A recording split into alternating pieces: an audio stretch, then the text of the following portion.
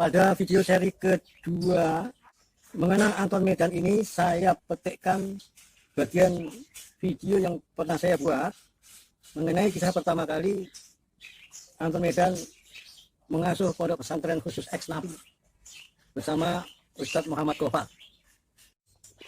Assalamualaikum warahmatullahi wabarakatuh. Saya ingat kembali kejadian ketika pertama kali Anton Medan ingin memiliki pesantren.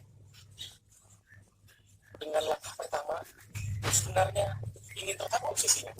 Karena justru ketika pertama, dia ngomong ke saya, "Tad, saya ingat ketika pertama kali oleh Dinudin MZ sebagai salah satu guru yang pertama kali mengislamkan beliau, ditantang bahwa lu tahu, kalau lu mau jadi orang Islam dan mau disebut kiai, maka lu harus punya pesantren." Itu yang kita terus, maka saya, Ustaz, maukah kalau membantu bagaimana posisi itu bisa diwujudkan? Maka saya masih polos pada saat itu karena baru saja lulus kuliah di IAIN Jakarta 97. Maka dengan beliau merintis mendirikan pesantren. Mohon dicatat, ini peristiwa tahun 1997, 3 tahun setelah Anton Medan mendirikan Majelis Taklim At-Taibin, atau 5 tahun setelah menyatakan diri untuk berubah total. Dan dalam waktu yang sesingkat itu gerakannya sedemikian nyata.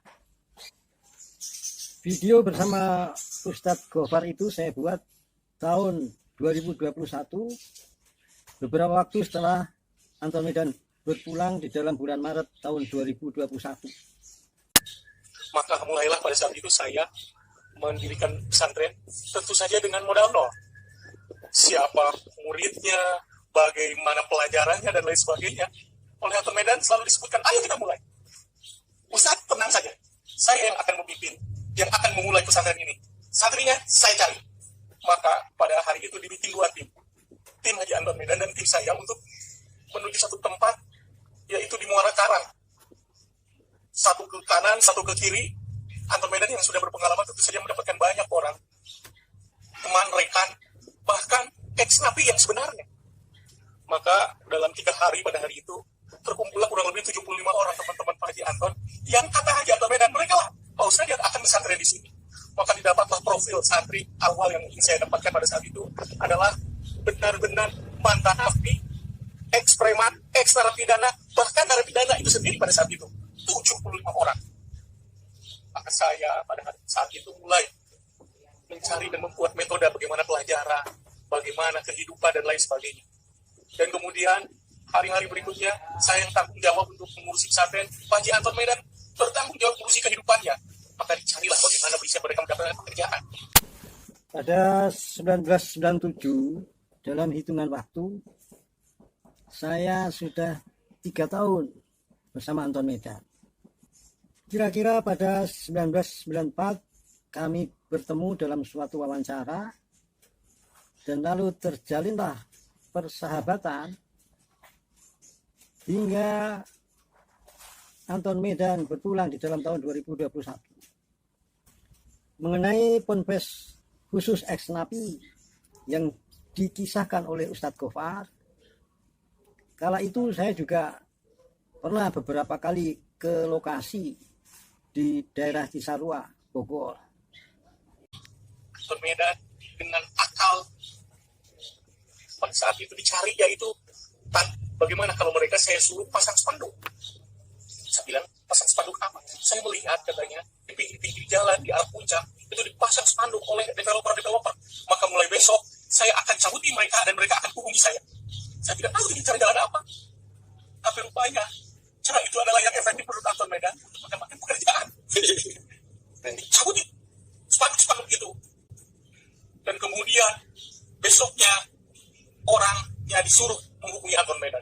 Maka berbondong-bondong lah pimpinan-pimpinan developer untuk menghubungi Anton Medan. Kemudian mereka bertanya, kenapa spanduk saya dicopot?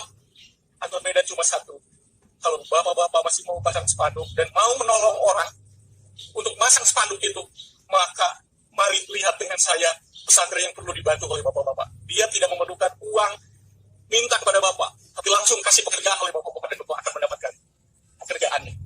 Subhanallah, Anton Medan pada saat itu kurang lebih ada 7 developer yang datang ke pesantren diperlihatkan oleh Anton.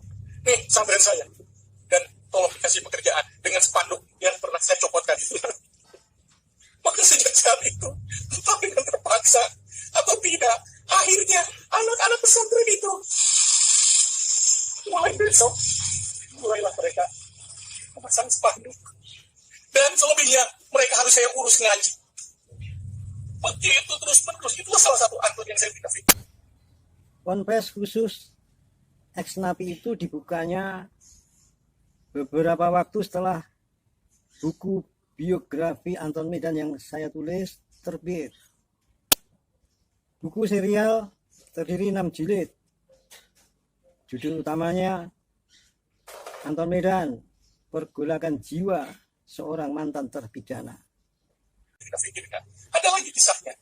Pada suatu hari, salah satu santri pesantrennya main ke rumah penduduk. Rupanya si santri tersebut mabuk dengan penduduk. Kemudian dalam keadaan mabuk berantem. Kemudian orang masyarakat itu sampai tidak bisa jalan karena dihajar dan dipukuli orang mabuk. Orang mabuknya sama ahlinya. Kemudian terjadi keributan. Kemudian Anton Medan ngasih tahu ke saya, tolong jangan sampai masyarakat membakar pesantren ini. Maka saya tuntun anak-anak santri untuk mengaji. Masyarakat ketika datang, mereka kaget. Rupanya ini pesantren. Ini gimana ini orang yang mabuk ini dari pesantren ini? Saya bilang siapa namanya? Kemudian setelah disebutkan orang-orangnya, kemudian si dari masyarakat pun ngomong, yang memang yang dipukulin pun memang penduduk kami, dan mereka mabuk. Akhirnya masyarakat pun akhirnya marah asalnya, kemudian menjadi tidak, dan mereka membantu. Bahkan salah satunya yang saya masih ingat, kepala masyarakat pemuda tadi akhirnya membolehkan anak-anak pesantren Anton Medan untuk bekerja. Jadi apa? Jadi membuat taman, membuat bonsai di tempat perkebunannya. Subhanallah, pertolongan tiba-tiba dari itu. Bayangkan, Anton Medan bisa menunjukkan, membuat spanduk, pasang spanduk dari para tiba-tiba ada lagi dengan jalan yang tidak masuk di akal caranya. Akhirnya malah kita dapat untuk mendapatkan pendidikan perkebunan dari salah satu masyarakat di sana, sehingga akhirnya masyarakat itu kemudian membina, membantu, sehingga alhamdulillah pesantren itu banyak besar. Tahun 1997 merupakan waktu yang sangat berarti bagi Anton Medan. Merupakan tonggak waktu bagi perjuangannya meraih dan mewujudkan cita-citanya.